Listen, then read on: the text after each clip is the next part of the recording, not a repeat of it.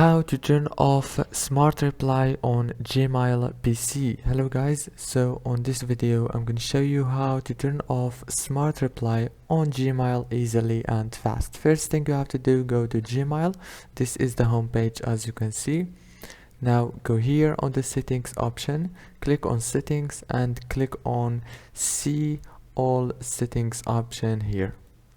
After you click on it, it will take you to this page. Now all what you have to do is so simple. Scroll down like this until you find the Smart Reply option.